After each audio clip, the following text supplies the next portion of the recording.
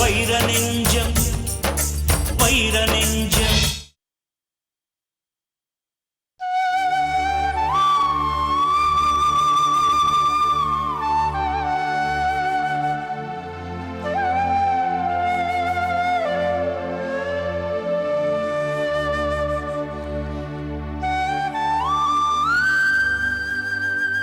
அம்மா,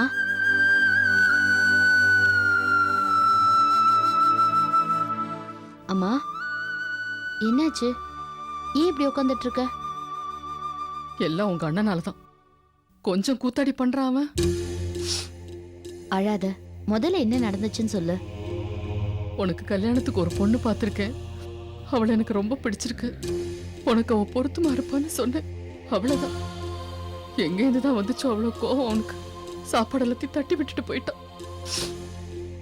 இந்த ஜென்மத்துல எனக்கு கல்யாணம் நடக்காது, நீ தேவையில்லாத ஆசை எல்லாத்தையும் வளர்த்துக்காதுன்னு திட்டிட்டு போயிட்டான். அம்மா, நான் தான் சொன்னல, பக்குவமா அண்ணன் கிட்ட நான் பேசுறேன், நீ அவசரப்படாதன்னு. உன்னை யார் இப்ப ஒளறி கொட்ட சொன்னது? எவ்வளவு நாள் தான் அவன் இஷ்டப்படி விடுறது? அவன் வயசுல இருக்கிற மத்த எல்லாரும் கல்யாணம் பண்ணிட்டு குழந்தைங்களோட இருக்காங்க. இவன் மட்டும் இப்படியே சாமியார் மாதிரியே இருப்பானா?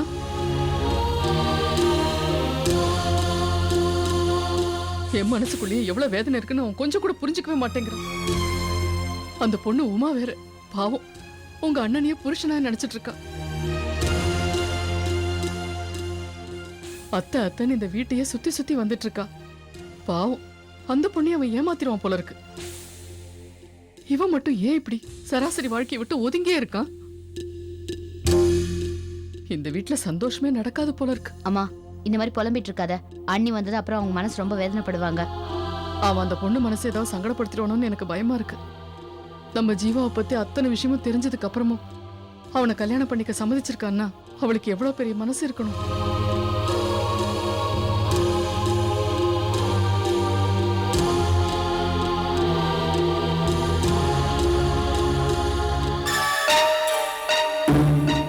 வாங்க அண்ணி. அது அது ஒண்ணும் இல்லம்மா. சாப்பிட்டுட்டு இருக்கும்போது கை தவறி தட்டு கீழே விழுந்துடுச்சு, அதான். ஏன் அத்தை போய் சொல்றீங்க? அண்ணி, நீங்க விடுங்க, நான் எடுத்துக்கிறேன். வாங்க இந்த பக்கம்.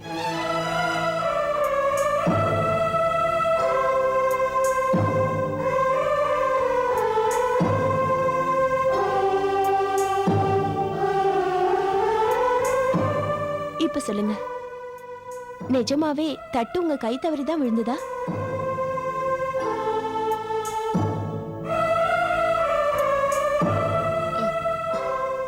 நான் சொல்லட்டுமா?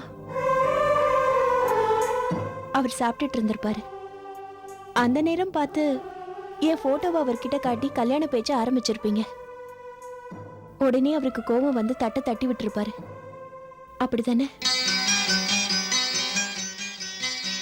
இப்ப நீங்க ரெண்டு பேரும் பேசிட்டு இருந்ததை கேட்டுட்டு தான் நான் உள்ள வரேன்.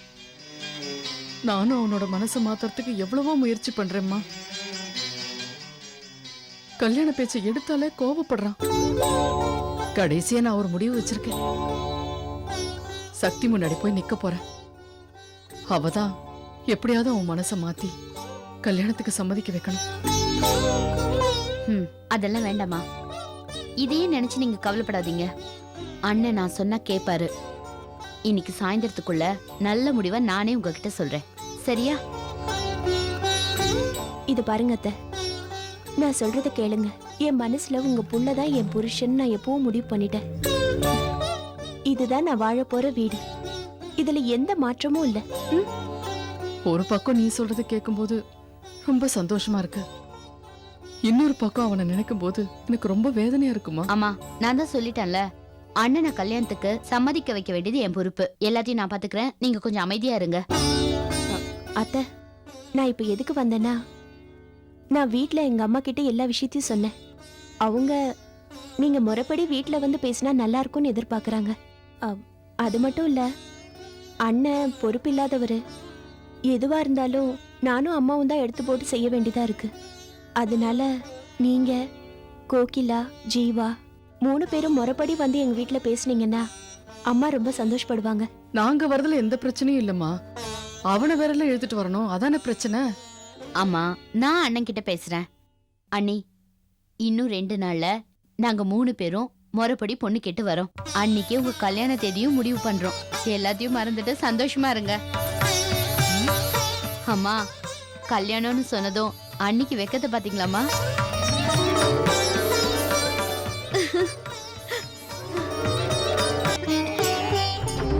என் கண்ணு முன்னாடியே என் ரத்தம் உயிருக்கு போராடின்னு இருக்கிறப்போ இந்த கிழவிக்கு எதுக்கு வரட்டு கௌரவமோ பிடிவாதமோ?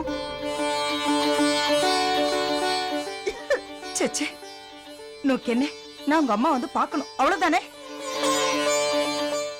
உனக்காக நான் அந்த ஜெர்மன்காரி வந்து பார்க்கறேன்.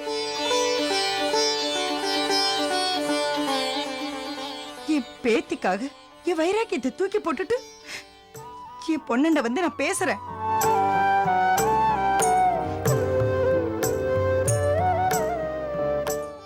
எப்ப நீ செத்தாலும் பரவாயில்லன்னு சொன்னா பாரு, சக்தி, வைரம், அண்ணாமலையும் அவ முன்னாடி நோக்கு ஆபரேஷனை பண்ணி என் பேத்திய நான் காப்பாத்திட்டேன்னு சொல்லணும். வா மகா, வா போலாம்.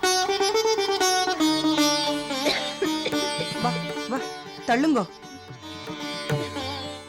என் பேத்திக்காக என் பிடிவாத்தெல்லாம் தூக்கி எறிஞ்சிட்டு இத்தனை வருஷமா இருந்த கோவத்தெல்லாம் மறந்துட்டு என் பொண்ணை பார்க்க போறேன். ஆமா, என்ன சொன்னேள் 3 பேரும்? என் பேத்தி இங்க இருக்கிறது பிடிக்கலையா?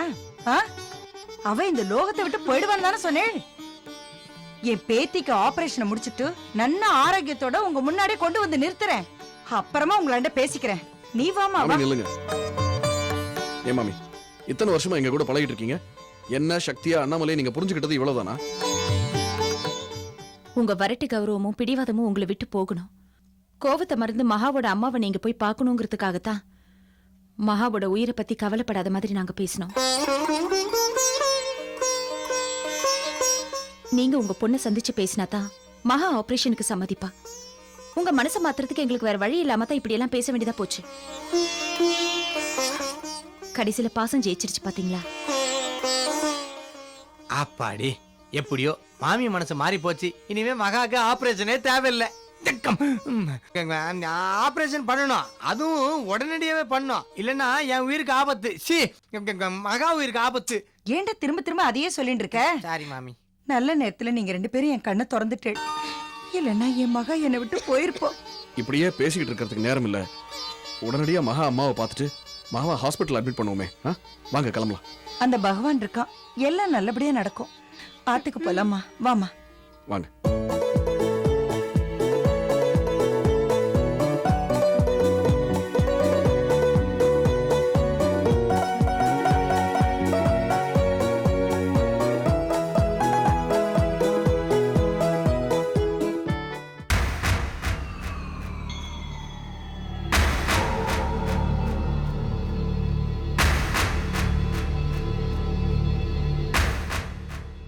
என்னத்த அப்படி பாக்குறீங்க?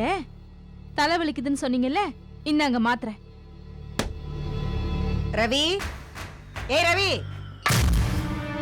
ஆஹா, பிரச்சனை ஸ்டார்ட் ஆயிடுச்சா?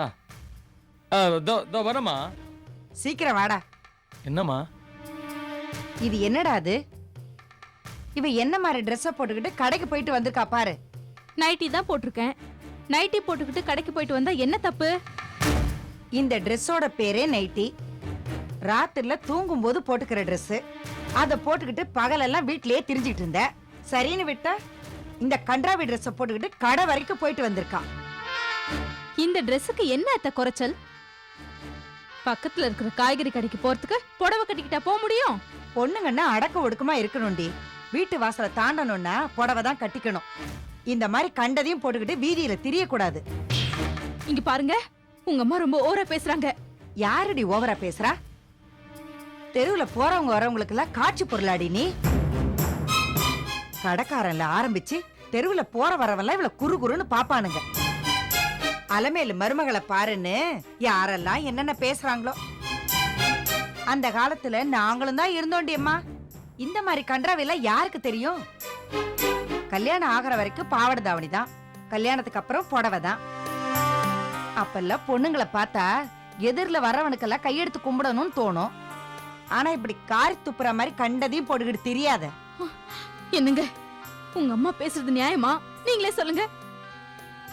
எங்க அம்மாக்கு தான் பிடிக்கல இல்ல. இனிமே கடைக்கு போறப்போ ஒரு புடவை கட்டிட்டு போறேன்னு சொல்ல வேண்டியதுதானே? அம்மாவுக்கு ஜாலரை போடுறீங்களா? வெளியே போய் பாருங்க.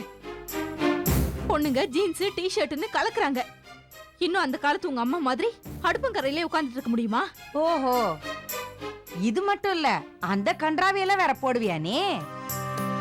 இத பார், நல்லா கேட்டுக்கோ. இந்த குடும்பத்துக்குன்னு ஒரு மரியாதை இருக்கு. உன் இஷ்டத்துக்கெல்லாம் இங்க வாழ முடியாது. நானும் சொல்றேன், இப்படி எல்லாத்துலயுமே குற்றம் கண்டுபிடிக்கிறது நல்லதுக்கு இல்ல. அப்போ உன் இஷ்டத்துக்கு தான் இங்க இருப்பியா? நீ தயவு செஞ்சு போமா. இவளுக்கு புரியுற மாதிரி நான் எடுத்து சொல்றேன். என்னத்த நீ எடுத்து சொல்லுவியப்பா? உன் பொண்டாட்டி நம்ம குடும்ப மரத்தை வாங்காம விட மாட்டா. நீயாச்சு உன் பொண்டாட்டியாச்சு, எப்படியோ போங்க. என்ன மகேஷ்? ஆமா, இப்ப அம்மாவும் பிள்ளையும் சேர்ந்து என்னத்த பெருசா குத்தம் கண்டுபிடிச்சிட்டீங்க?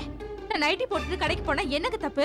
நீ தான் கொஞ்சம் அட்ஜஸ்ட் பண்ணி போகணும். அவங்க அந்த காலத்து ஆளு. ஆமா, அவங்க அந்த காலம்னா நான் இந்த காலம். எல்லாத்தையும் அட்ஜஸ்ட் பண்ணிட்டு போக முடியாது. எனக்குன்னு ஒரு ஃப்ரீடம் இருக்கு, அதை என்னால விட்டு கொடுக்க முடியாது.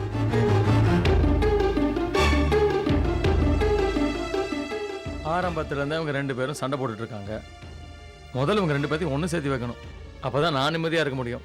இவங்க எப்போ ஒண்ணு சேர்ந்து நான் எப்ப நிம்மதியா இருந்து இப்படி புலம்புறதே பொழப்பா போச்சு.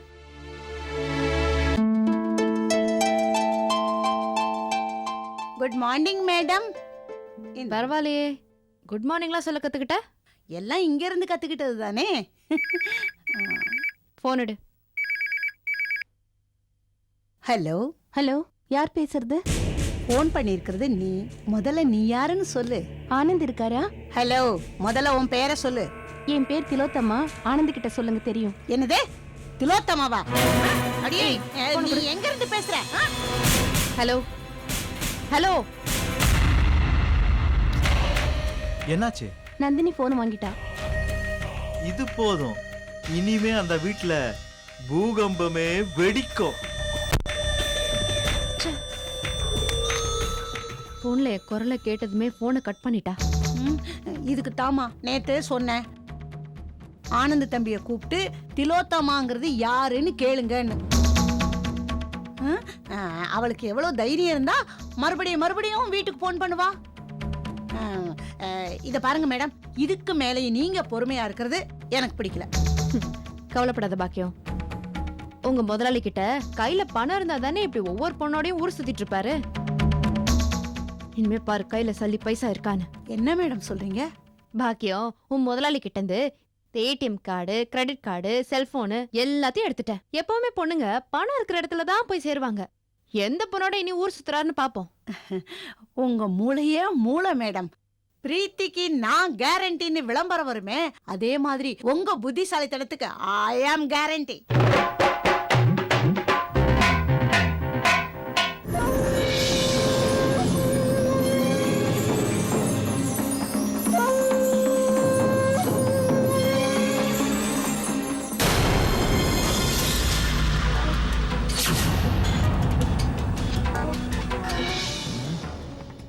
எங்க போச்சு?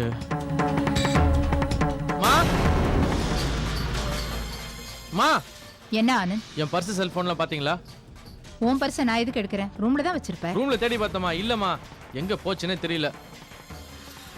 ஏ பாக்கியம், என் பர்ஸ் செல்போன்லாம் பாத்தியா? அங்க என்ன பார்வை? உங்ககிட்ட தான் கேக்குறேன், பாத்தியா இல்லையா? சொல்லு பாக்கியம், அவரோட பர்ஸ் செல்லாம் என்கிட்ட தான் இருக்குன்னு. ஏய், எவ்வளவு நேரம் பயங்கர டென்ஷனா தேடிட்டு இருந்த தெரியுமா? இப்போ எதுக்காக உனக்கு என்னோட செல்போன் பர்ஸ் எல்லாம்? அது வேற ஒண்ணும் இல்ல. உங்க பர்ஸ்ல இந்த ஏடிஎம் கார்டு, கிரெடிட் கார்டுலாம் இருக்குல்ல, அதெல்லாம் இனிமே உங்களுக்கு தேவையில்லைன்னு நினைச்சேன், அதான் எடுத்தேன். உனக்கு எதுக்கு என்னோட ஏடிஎம் கார்டும் கிரெடிட் கார்டும்? திருப்பி கொடு.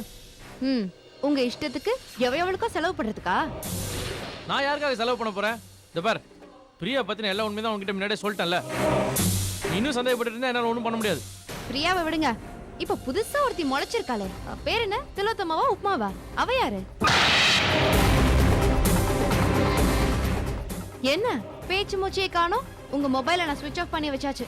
உங்க மொபைலுக்கு ட்ரை பண்ணி அது கிடைக்கலனதோ அவ லேண்ட்லைன்கே கால் பண்ணிட்டா.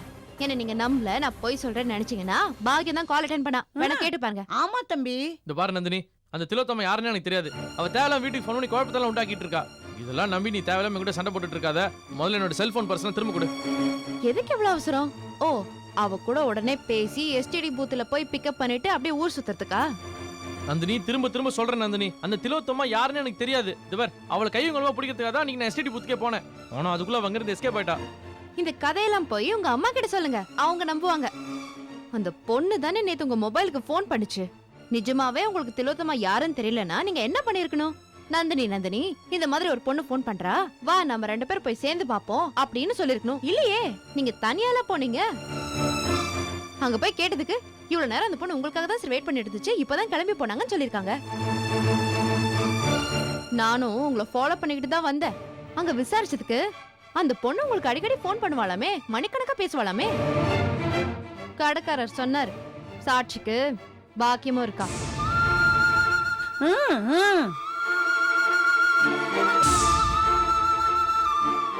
முன்ன பின்ன தெரியாத ஒரு பொண்ணு உங்களுக்கு எதுக்கு ஃபோன் பண்ணணும்? இந்த பாரு நந்தினி, பைத்தியக்காரத்தனமா பேசாத. அந்த பொண்ணு யாருன்னு கண்டுபிடிக்கிறதுக்காக தான் நான் எஸ்டிடி புத்துக்கே போனேன். பொண்ணு பிரிக்கிறதுக்காக யாரோ பண்ற சதி தான் இது. நந்தினி, ஆனந்தா இவ்வளவு தூரம் சொல்றான்ல. அத்தை, இது புருஷன் பொண்டாட்டி விவகாரம். வாயை மூடிட்டு உள்ள போறீங்களா? நந்தினி கொஞ்சம் மரியாதை பேசுறியா? நீங்க கொஞ்சம் மரியாதையா பேசுங்க. ஏய், முதல்ல என் செல்போன் பஸ்லாம் குடுறி. கொடுக்க முடியாது. என்ன பண்ணுவீங்க? நல்ல குடும்பம். வாரத்துக்கு ஒரு பொண்ணுன்னு சுத்துற ஒரு புள்ள, அதுக்கு சப்போர்ட் பண்ணி வக்காலத்து வாங்குறதுக்கு ஒரு அம்மா. ஏய், என்னடி விட்டா எடுத்து பேசிட்டே போற? உன்ன